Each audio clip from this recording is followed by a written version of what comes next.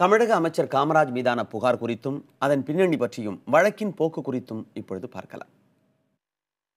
திருவாரூர் மாவட்டம் வாலாச்சேரியைச் சேர்ந்தவர் எஸ் குமார். இவர் சென்னை மயிலாப்பூரில் கடந்த 2011ஆம் ஆண்டு வீடு ஒன்றை வாங்கியுள்ளார். வீட்டை விற்ற பின்னரும் அதன் உரிமையாளர் வீட்டை காலி செய்ய மறுத்திருக்கிறார். இதனைத் தொடர்ந்து எஸ் குமார் அப்போதைய நன்னிலம் எம்எல்ஏவாக இருந்த காமராஜிடம் பிரச்சனையை பேசி தீர்த்து வைக்குமாறு கூறியிருக்கிறார். இதையடுத்து அமைச்சர் காமராஜ் முன்னிலையில் அவரது நெருங்கிய உறவினரிடம் 30 லட்சம் ரூபாய் பணத்தை எஸ் குமார் வழங்கியதாக தெரிகிறது. ஆனால் பணம் வழங்கி பல மாதங்கள் கடந்த பின்னரும் தன்னிடம் வீட்டை விற்றவர் காலி செய்யவில்லை என்பதால் அதிருப்தி அடைந்த எஸ் குமார் அமைச்சர் காமராஜிடம் முறையிட்டதாக கூறப்படுகிறது. அப்போது எஸ் குமார் மிரட்டப்பட்டதாகவும் பணம் திருப்பி தரப்படவில்லை என்றும் தெரிகிறது.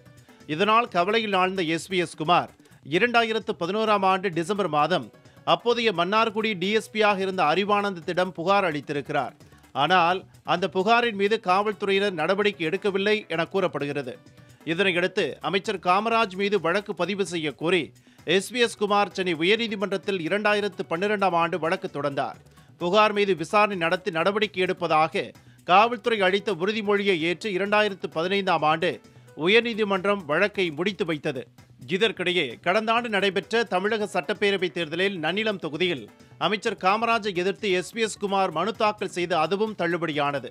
இதை எதிர்த்து கடந்த ஆண்டு உயர்நீதிமன்றத்தில் மனு ஒன்றையும் தாக்கல் செய்திருந்தார் எஸ் குமார். இந்நிலையில் 30 லட்சம் ரூபாய் பெற்று அமைச்சர் காமராஜ் மோசடி செய்துவிட்டதாக கூறி உச்சநீதிமன்றத்தில் எஸ் குமார் தாக்கல் செய்த மேல்முறையீட்டு மனு மீதான விசாரணை தற்போது நடைபெற்று வருகிறது.